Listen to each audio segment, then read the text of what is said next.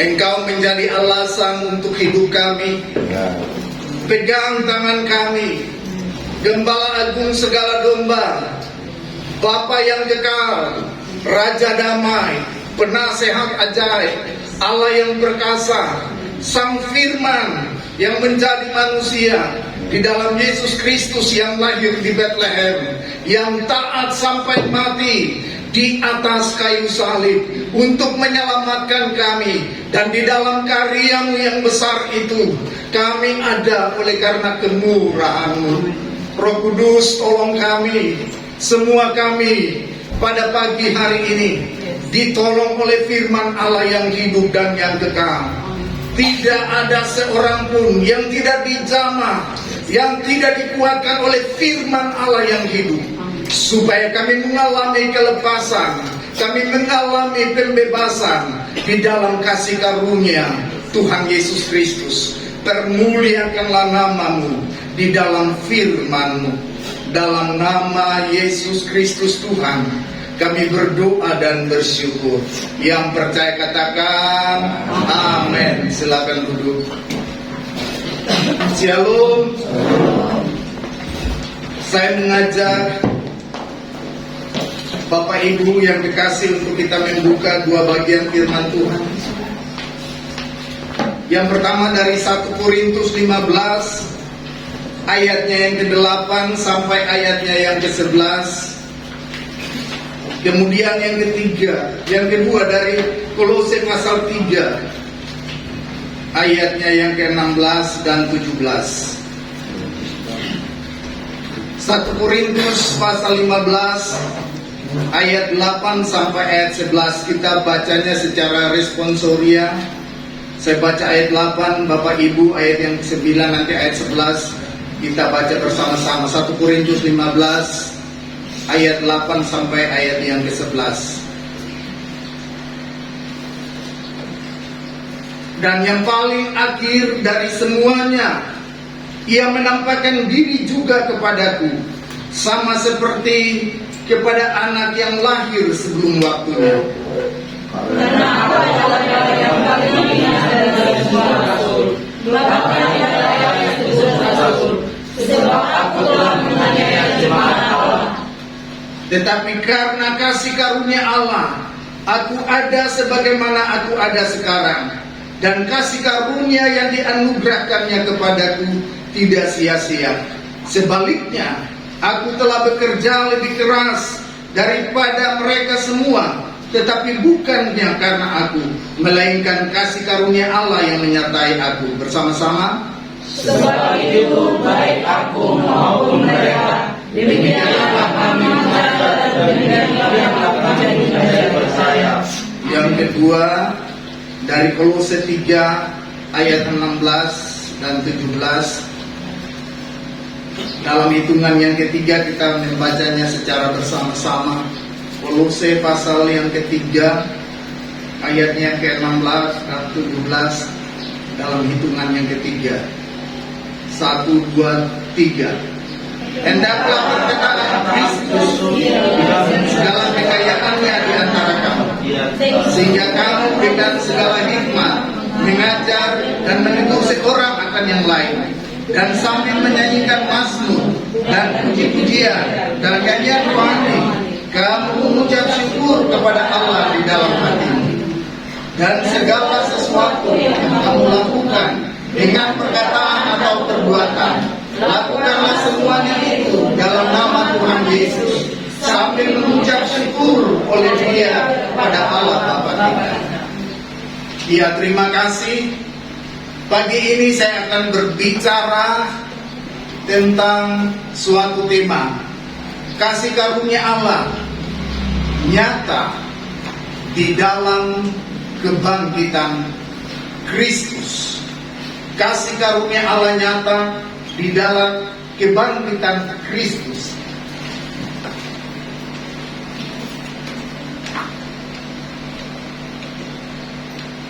Kasih karunia dalam bahasa Yunani disebut dengan charis. Ini suatu pemberian dari Allah yang tidak ada usaha kita di dalamnya. Ya. Jadi sebenarnya kita tidak layak menerima kasih karunia itu. Tapi itulah kasih yang maha besar, kasih yang maha dahsyat dan ajaib yang ada di dalam Tuhan Yesus Kristus, secara khusus di dalam kebangkitan.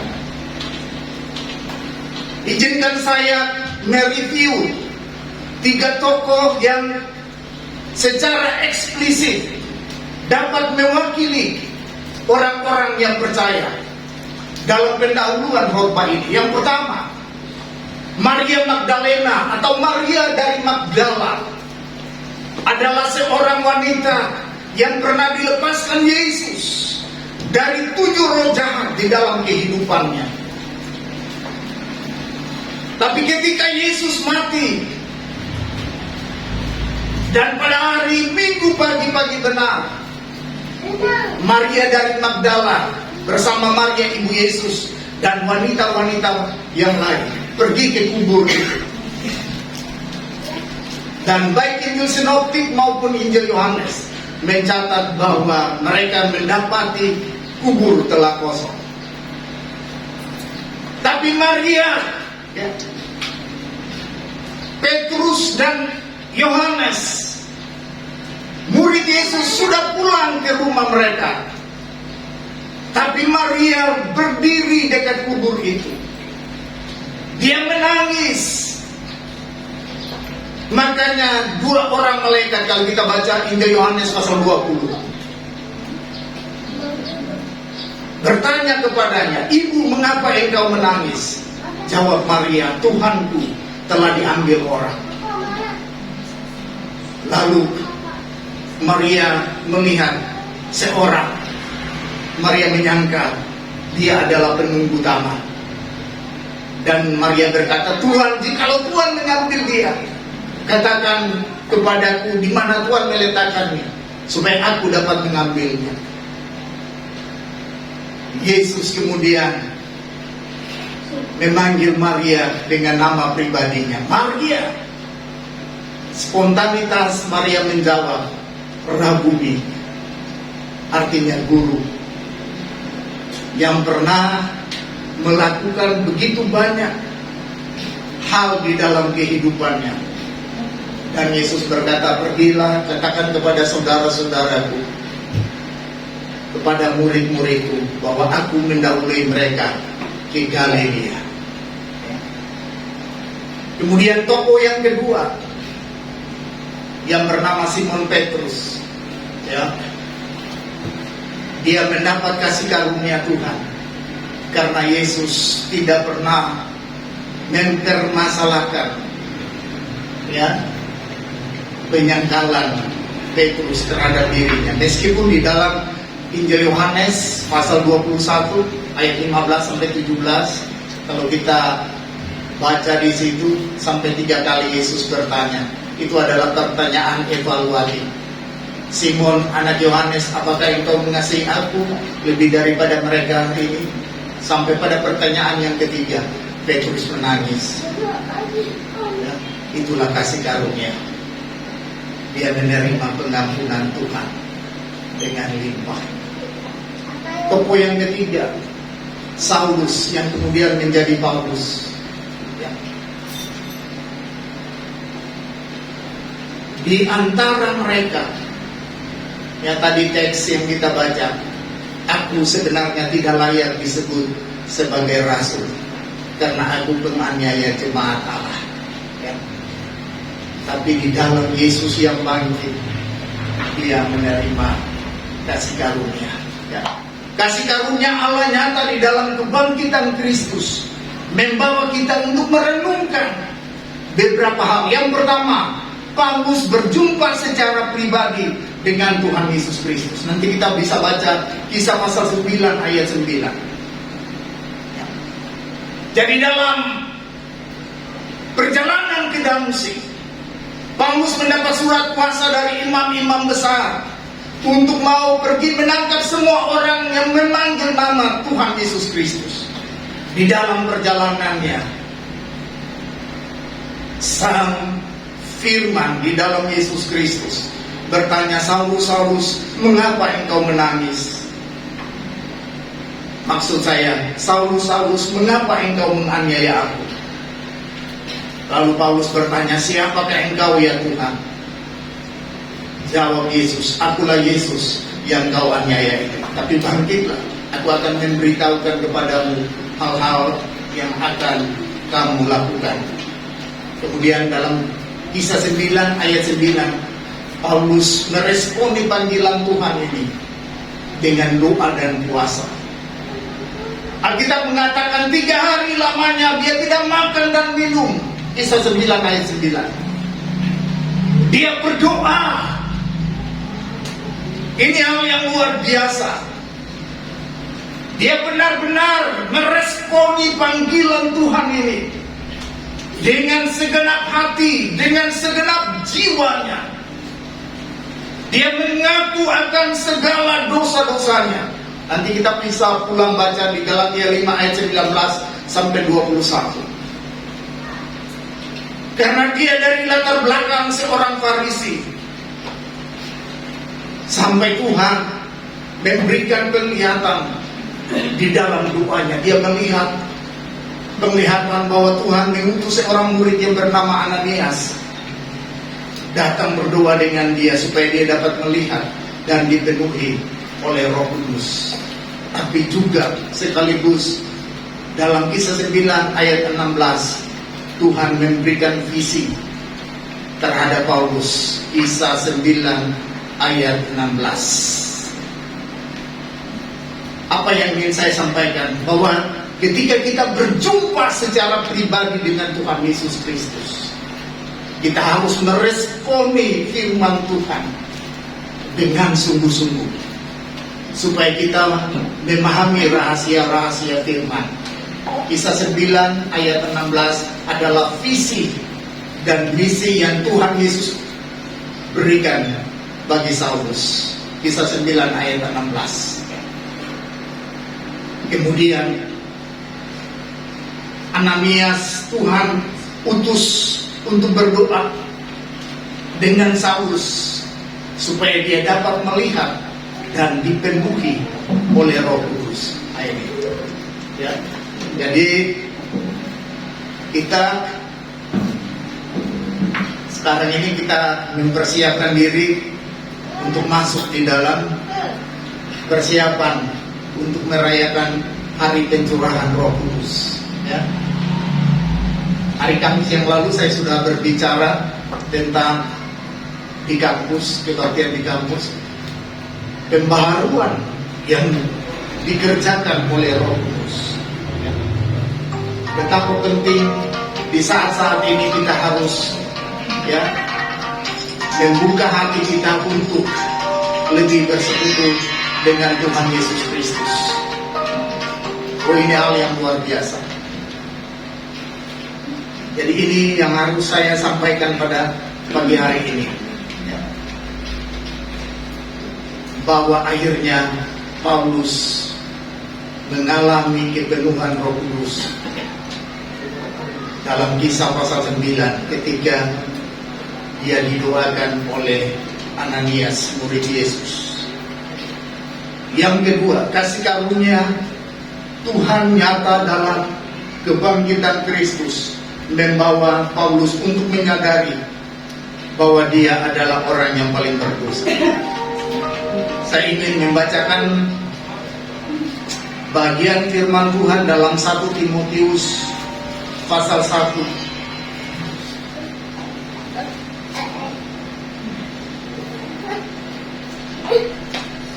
ayat 13. Aku yang tadinya seorang penghujat, seorang penganiaya, seorang ganas, tetapi aku telah dikasihaninya, karena semuanya itu telah kulakukan tanpa pengetahuan, yaitu di luar iman. Malah kasih karunia Tuhan kita itu telah dikaruniakan dengan limpahnya kepadaku, dengan iman dan kasih dalam Kristus Yesus. Ayat 15. Perkataan ini benar dan patut diterima sepenuhnya Kristus Yesus datang ke dunia untuk menyelamatkan orang berdosa, dan di antara mereka akulah yang paling berdosa. Jadi hari ini saya mau beritahu, orang yang menerima kasih karunia Tuhan adalah orang yang merasa dirinya orang yang paling berdosa. 1 Korintus 15 ayat 9, 1 Timotius pasal 1 ayat 15. Oh, ini hal yang luar biasa. Ya. Ada sebuah perumpamaan bagaimana Yesus membenarkan doa seorang pemungut cukai.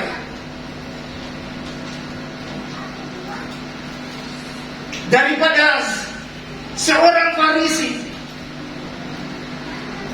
Kalau kita baca Injil Sinoptik, orang Farisi ini berdoa, Tuhan, aku sudah berikan perpuluhan, sudah bla bla bla, ya.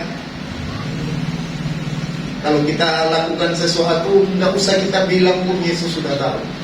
Ya, Yesus bukan orang tuli, Yesus bukan orang buta. Ya, amin. Dia melihat kedalaman hati kita yang paling terdalam sekalipun. Tapi pemungut cukai ini berdoa, Tuhan, aku tidak layak. Aku ini orang berdosa, aku tidak layak. Siapakah dia dibenarkan? Orang berdosa ini merasa dia tidak layak.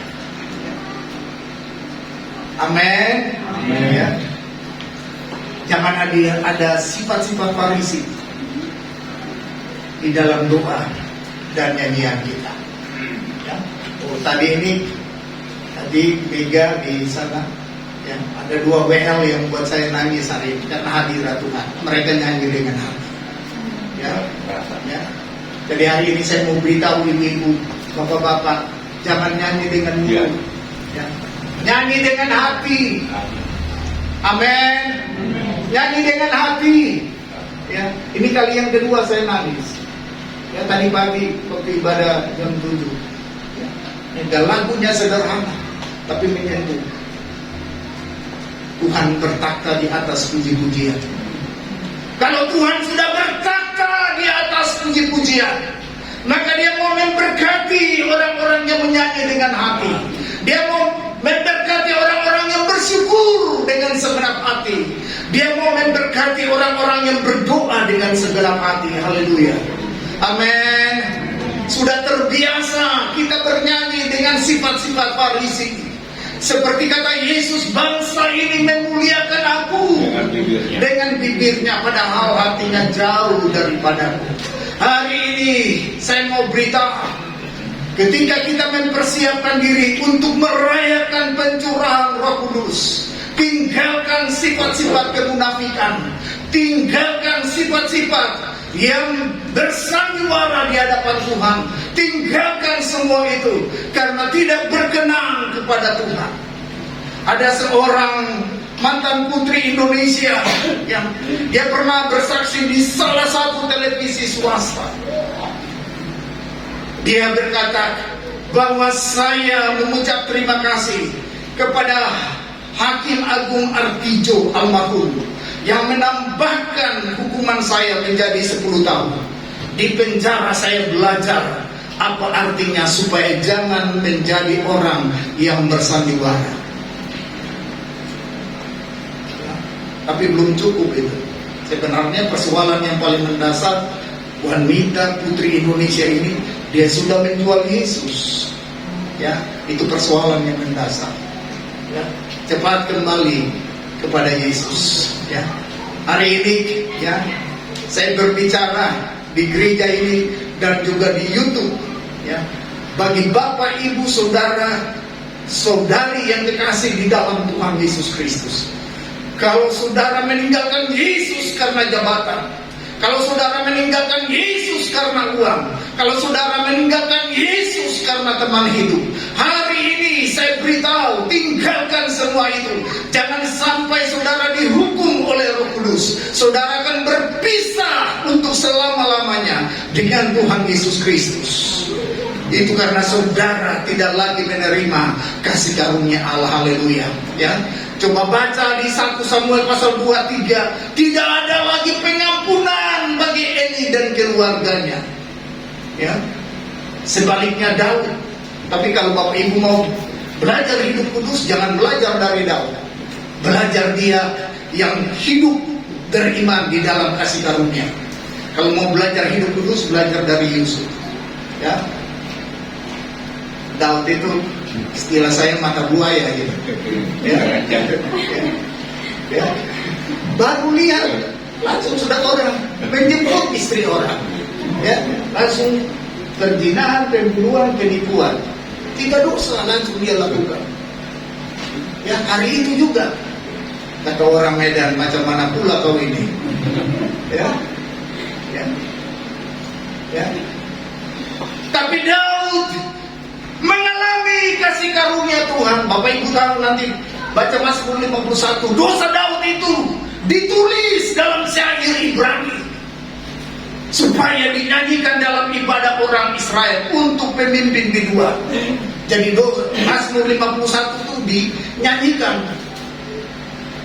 oleh jemaat, dan nyanyian itu di dalamnya dosa Daud. Inilah hebatnya Daud. Ya, makanya Tuhan mengatakan, aku akan kembali membangun pondok Daud.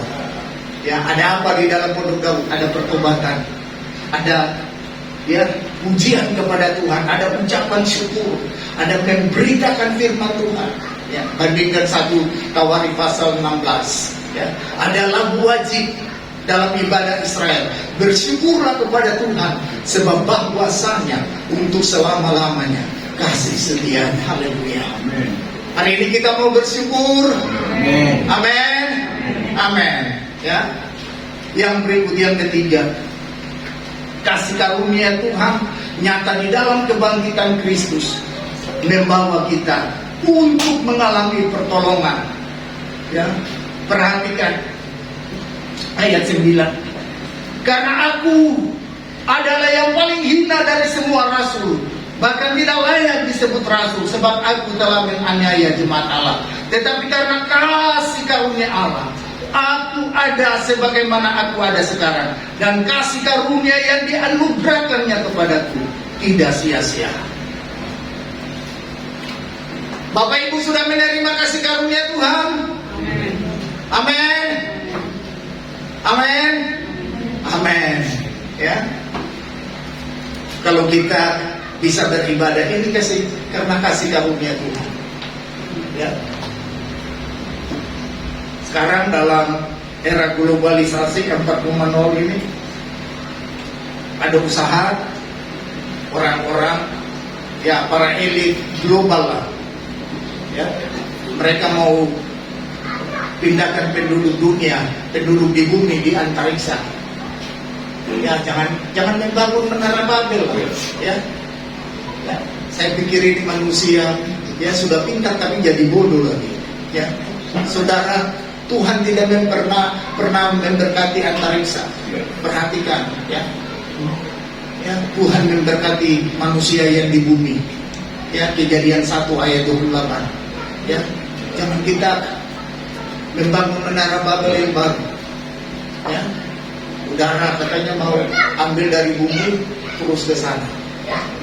Itu usaha sia-sia. Ya.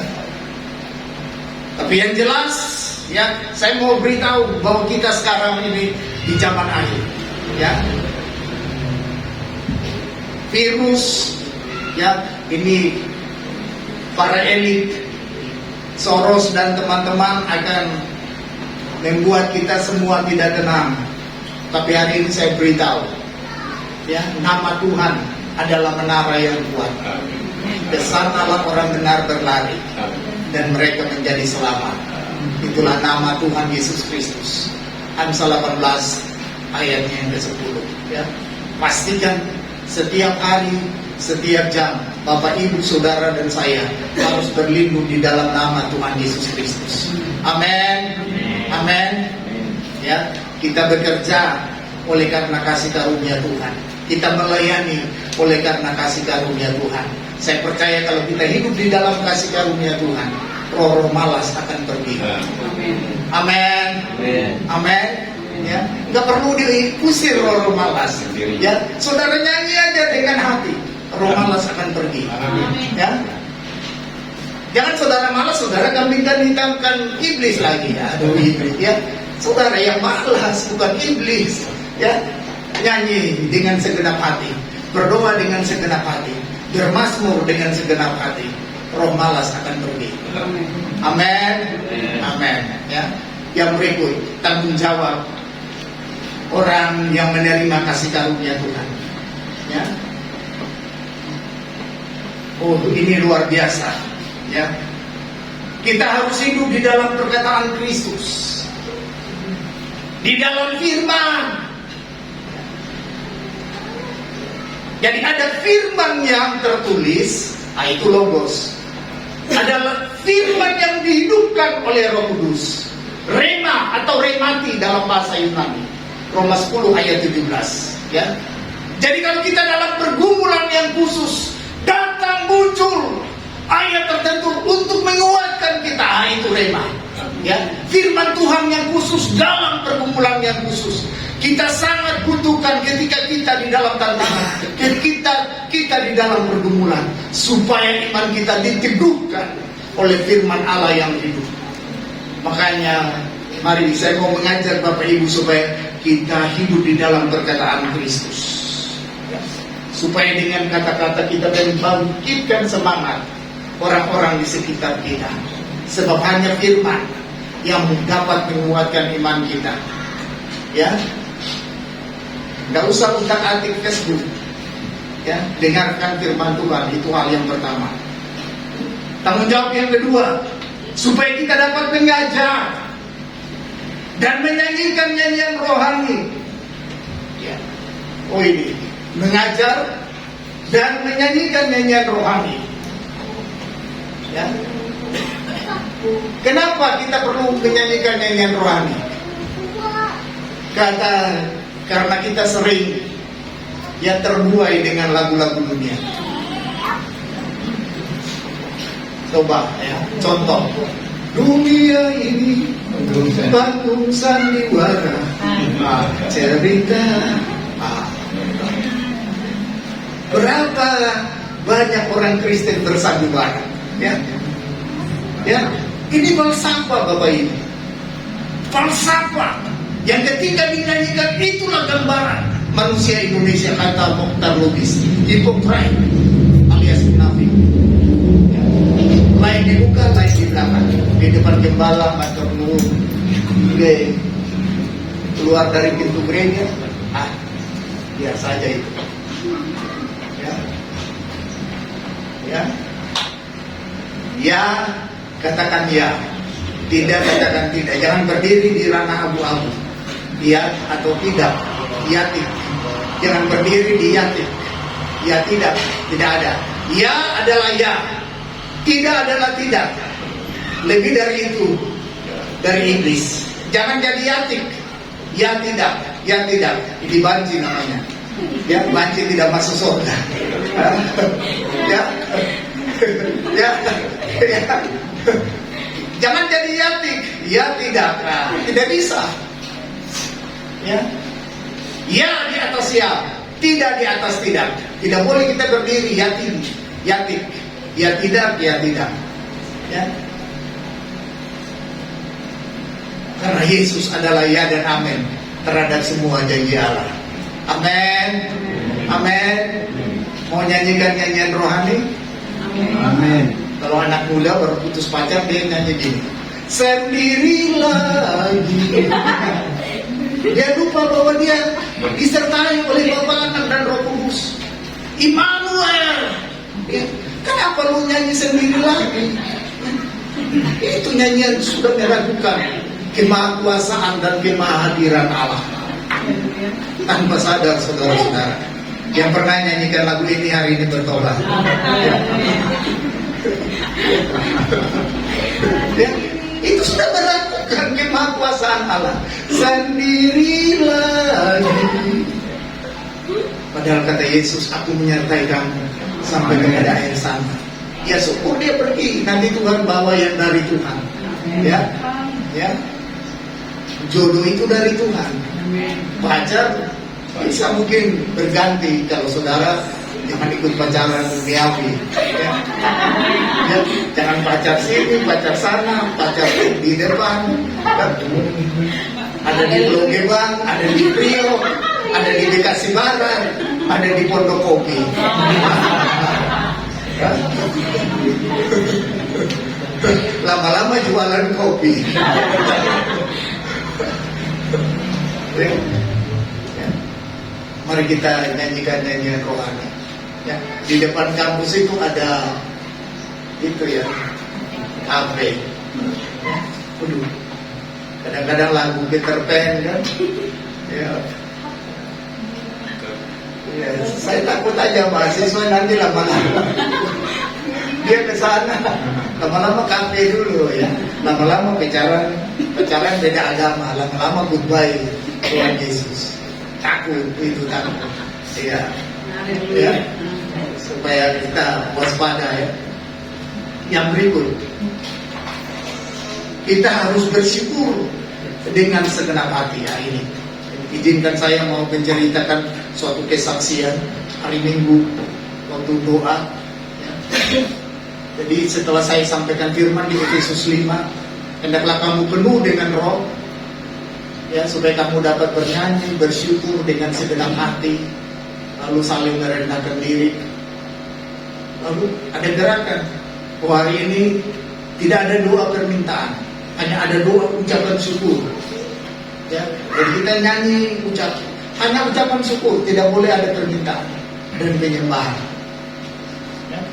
Besoknya Tuhan menggerakkan seorang ibu bawa beras dan telur 1 peti. Ya, terus hari Senin malam, ya sudah hari Selasa ya, jam 2:30 saya dibangunkan Tuhan, ayo bangun bersyukur, menyembah. Saya bangun, saya menyembah lagi. Waduh, besoknya hari Selasa Tuhan antarkan seorang anak Tuhan. Dia bawa donat 3 ya, 3 box. Ya, bukan donat yang 2000 Desember. Ya. Dari Place. Ruang cash. Benar itu. Ya. Ada teman saya Pak Tuhan bilang, oh kalau bapak ini sudah pergi tinggalkan Tribakti, dia tidak akan kembali. Itu kata kami. Tapi sorga di dalam nama Tuhan Yesus Kristus, ketika kita nyanyi dengan hati, ketika kita bersyukur dengan segenap hati, sorga membuat jalan keajaiban, supaya kita lihat bahwa dia dapat membuat yang tidak ada menjadi ada. Amin. Ya. Hari berikutnya ya, ada alumni S2. Dia kirim lagi beras sama minyak. Ya. Hari berikutnya alumni S1, dia beli beras 1 karung. Ya. Jadi ya, itu bersyukur dari hati. Amin. Sekarang saya tanya, siapa yang sudah bersyukur dengan hati? Tolong angkat tangan. Waduh, kursi berdua jemaat ini. Wah, berarti banyak bersyukur dengan mulut ya. Ya, ini lagi kan. Kata bapak tukang ya, pernah kerja di Tribakti ya. Nah, ini lifestyle kita harus berubah, gaya hidup kita harus berubah. Ya, jangan kita ikuti orang Farisi. Ya. Menyanyi supaya dilihat orang dari mulut, tapi hatinya kata Yesus jauh daripadaku. Ya. Kita mau menyanyi dengan hati. Ya, ukurannya sederhana. Ketika orang nyanyi kita bisa nangis, kita merasakan hadirat Tuhan, itu adalah orang yang bernyanyi dengan hati. Amin. Amin. Mau nyanyi dengan hati? Amin. Mau bersyukur dengan hati? Amin. Mau berdoa dengan hati? Amin. Ya. Nanti habis ini Ibu Gembala bikin jadwal doa pujian dan penyembahan. Ya, jangan hanya ambil di depan saya, ya, ya harus diimplementasikan, ya, amin. Mau menjadi pemenang jiwa, amin. Banyak berdoa, ya. 3 hari yang lalu, 4 hari ya, ada seorang ibu namanya Ibu Betty.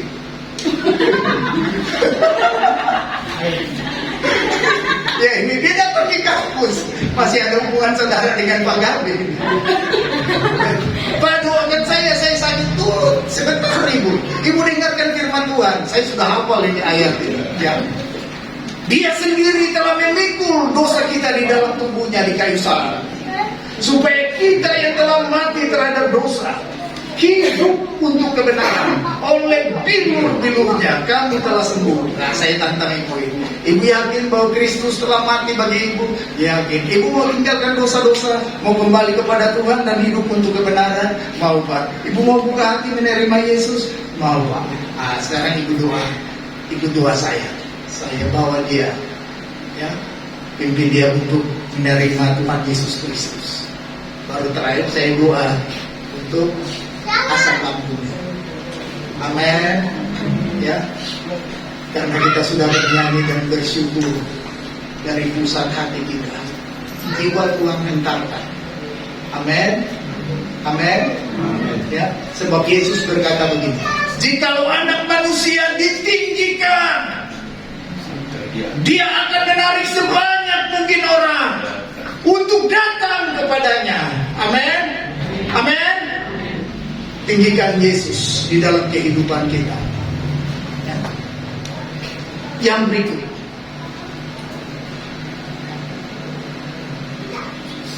mengucap syukur oleh Dia kepada Allah Bapa kita, itu ayat yang terakhir. Lakukanlah segala sesuatu di dalam nama Tuhan Yesus Kristus. Ya.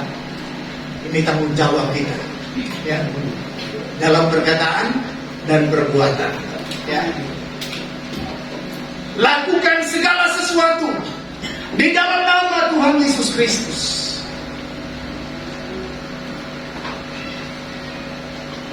Oh, ini hal yang luar biasa. Saya 2 bulan lalu ada petugas PLN. Ada sedikit bersungutan dalam hati. PLN lagi, kenal gua lagi di dalam hati. Besoknya saya pergi, tekanan darah langsung 155. Lalu saya berdoa begini, Tuhan ampuni saya. Ya, ini kurang lebih 1,5 bulan lalu. Ampuni saya Tuhan, saya sudah bersungut dalam hati. Coba kalau langsung saya bersungut, pasti ceritanya jadi lain. Jadi hari ini Bapak Ibu yang sering mengalami, ya, gangguan darah tinggi, ya, jangan merepet, ya, jangan bersungut. Amin. Bapak-bapak, ibu-ibu ketawa terus, ya. Jangan jadi pelaku persungutan, ya. Ini salah satu dosa yang Tuhan bunuh banyak orang Israel di padang gurun, persungutan.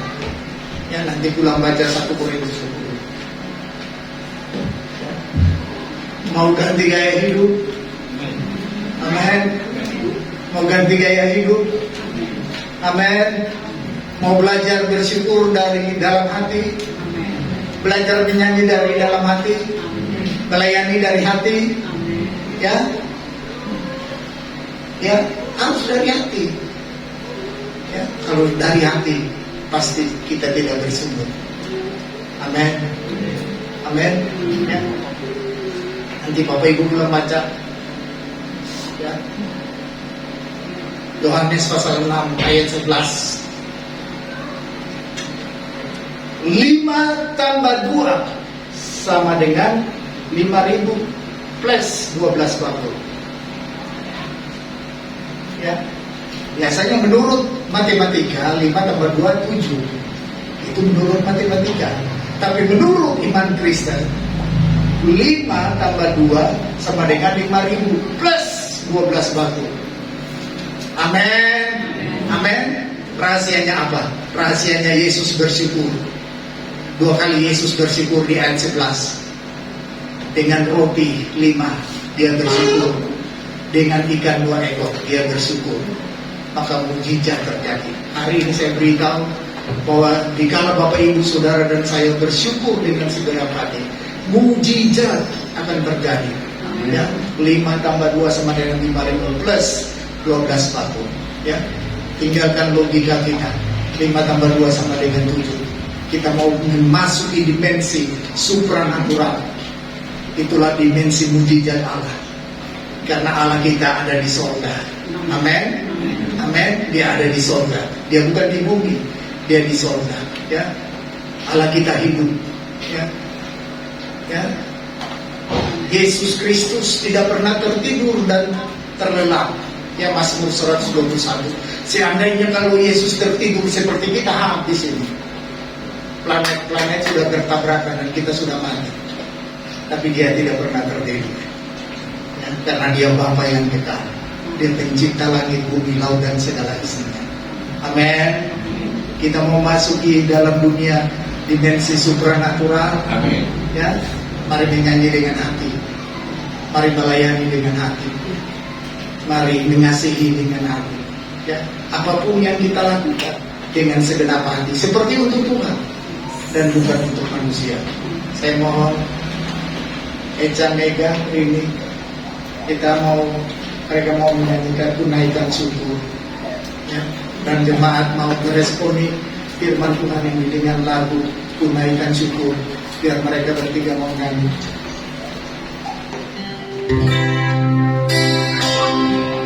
Ya, dalam sikap doa.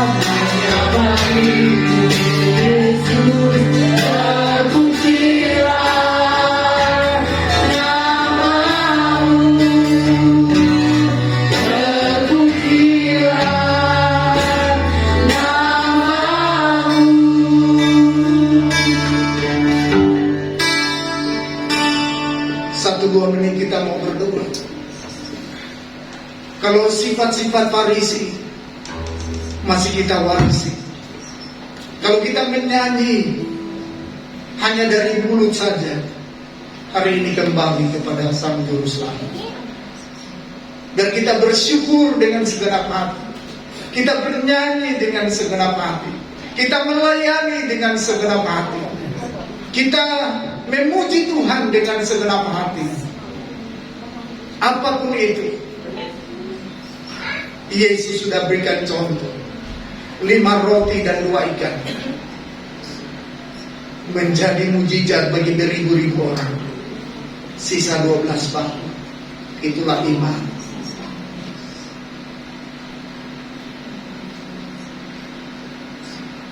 Ada beberapa titik. Ada beberapa titik. Bagi bapak ibu yang punya pergumulan, ada beberapa titik. Ada beberapa titik. Ada beberapa titik. Acungkan tangan, saya mau berdoa. Saya tergerak, puji Tuhan. Siapa lagi? Puji Tuhan. Ada beberapa titik. Ada beberapa titik. Ada beberapa titik. Di dalam nama Yesus, jangan berikan jalan keluar. Di dalam nama Yesus, pegang tangan anak-anak, tangan yang penuh dengan belas kasihan, yang memberkati 5 roti dan 2 ikan, menjadi berkat bagi beribu-ribu orang. Tangan yang sama menjamah Bapak Ibu di dalam nama Yesus. Terima kasih Tuhan. Terima kasih Tuhan. Ada publik di para pemirsa yang mendengarkan firman Tuhan ini. Kalau engkau dalam pergumulan, dalam kesakitan, Yesus adalah Yehova Rafa. Yesus adalah Yehova Jireh. Dia yang menyediakan. Dia akan menolong engkau dengan caramu yang ajaib, sebagaimana firman-Nya pada pagi hari ini. Ada beberapa. Ada beberapa. Jamah setiap kami sang firman di dalam nama Tuhan Yesus Kristus. Semua jemaatmu, GKMI, Alfa dan Omega, engkau mengenal semuanya Tuhan. Bahkan jemaat yang belum sempat hadir, Roh Kudus berbicara bagi mereka semua. Sebab kami percaya engkau tidak dapat dibatasi oleh dimensi ruang dan waktu. Ada beberapa. Jangan setiap jemaat di dalam nama Yesus, Tuhan pulihkan, Tuhan teguhkan dengan firman Allah yang hidup dan yang kekal. Buka tingkap-tingkap hati, curahkan berkat-berkat rohani dan berkat-berkat jasmani bagi anak-anakmu. Tuhan terima kasih. Juga bagi pemirsa di rumah yang menonton program ini di dalam nama Yesus, Tuhan sama pegang tangan mereka, bawa mereka di jalan kasih karunia, supaya mereka mengalami kelepasan, mereka mengalami pemulihan di dalam nama Tuhan Yesus Kristus. Terima kasih Tuhan. Kami kembalikan segala pujian, segala syukur kami, segala hormat kami kepada Raja kemuliaan, Bapa yang kekal, Raja damai yang mengasihi kami dengan kasih yang kekal. Roh Kudus, aplikasikan bagian-bagian firman kami, supaya firman ini bertumbuh, berakar dan berbuah. Terima kasih Tuhan.